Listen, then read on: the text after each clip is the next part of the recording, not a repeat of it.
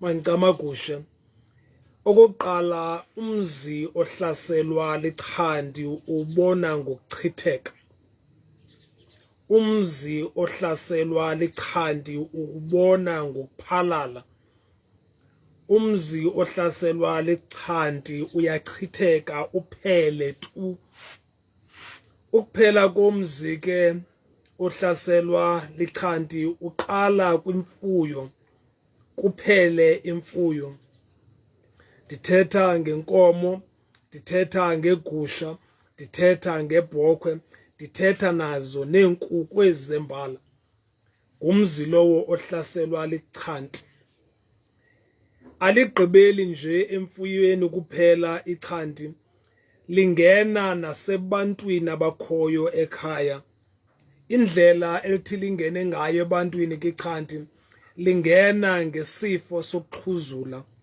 Ubone kuxhuzula umuntu omdala ekhaya, ubone kuxhuzula abantwana ekhaya, elo khaya elo lihlaselwe lichandi. Ulibone ichandi xa ngabe selifikile kulo mzi, umzi wakhona uthandwa yingozi. Abantu balo mzi bahamba ngokwengozi okanye basweleka ngokwengozi. Bayadutyulwa, baba kwiingozi zemoto, bayahlatywa, abanye kambe bayazixhoma. Umzi lowo uhlaselwe lichandi. Ulibona kanjalo ke ichandi xa selifikile kowenu. Ligqugqisa kwanto ephefumlayo. Lithanda into enegazi phakathi. Yinto leyo ke eyenziwa lichandi xa lifikileyo kowenu. Yintoni ichandi bawugaba, futhi yinto efika njani ekhaya? Ichandi yinyoka eyayisetyenziswa ngutamkhulu wakho okanye ngutatakho okanye ngumama wakho for ubutyebi. Yinyoka ethi wawusweleka mhlambi lowo wayenayo ekhaya, ibe ngudinga sithebeni, iqale ijikele nina abantu abakhoyo ekhaya. Sisithwalo ichandi. Sisithwalo somntu wayekhona ekhaya okanye kwifemeli leyo yasemathileni. Sisithwalo esasikhona kutata othile okanye kumama othile waselalini yakho owaswelekayo, wathi emveni uba eswelekile zabhanga zonke izinto kwabo okanye zaphela zonke izinto kowabo. Laqala ichandi lakhangela imizi enemfuyo ekhoyo ebulalini okanye endaweni. Lifike kuloo mzi ongathi ufumile, lifike lingene khona lihlale, libe seligqugqisa kwanto ekhoyo okanye litshabalalisa kwanto ekhoyo. Bubungozi bechandi obo. Liyindlela eliza ngayo kwa ichandi leyo enditshoyo. Ichandi ayonto nje ivele esithubeni. Yinyoka kazibanibani. Ichandi likhe laba kwicontrol yomntu othile. Ichandi likhe laba sesandleni somntu othile, efemelini okanye kumphakathi ohlala kuwo. Ubungozi balo ke bobo ndibushiloyo into yoba lutshabalalisa kwanto ekhoyo ekhayeni ichandi.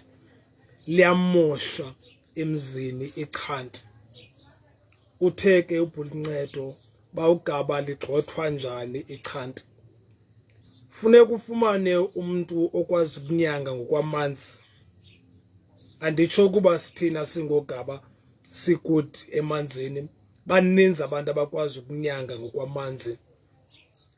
Baninzi abantu abakwazi ukuthetha phezu kwamanzi, amanzi asebenze. Xa ufuna ukulwa nechandi, dibana nomntu omaziyo into yoba lo uyajongana neento zasemlanjeni, uyajongana nezinto zasemanzini. Funa igqirha okanye umntu womoya ozaziyo izinto zamanzi okanye owazi uba amanzi kudilwa njani nawo, okwaziyo ukuthetha emanzini amanzi asabele, umntu okwazi ukuthetha ulwandle lisabele. Uzothi omnye bawugaba uthetha ngawe nje apha.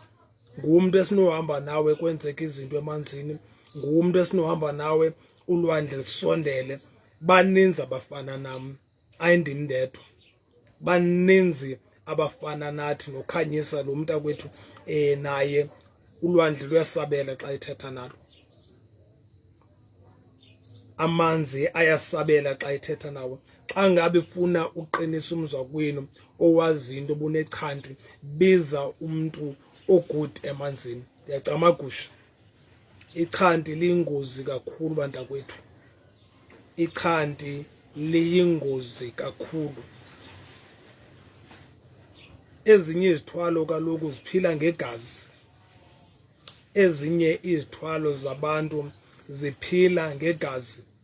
Uyofika kusithiwa umuntu ibandla elithile every year kusweleka abantu ngokwengozi yemoto. Uyofika kuthiwa umbutho othile qho kulaa mbutho kusweleka abantu ngokwengozi kanti bathwala ngegazi.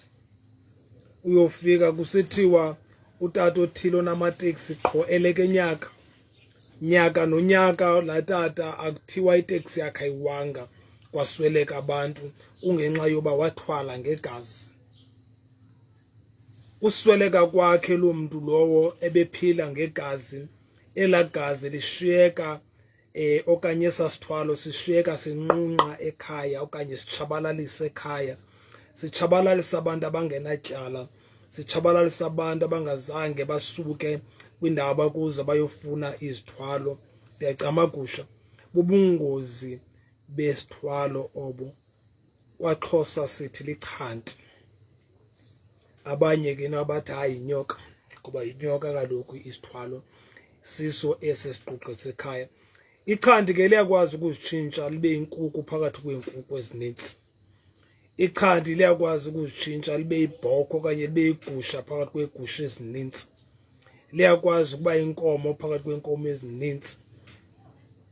Lizigqibe tu iinkomo zakwenu ziphele, liwugqibe tu umzwakwenu uchanti uphele umzwakwenu, ube ngathi zange ubekho.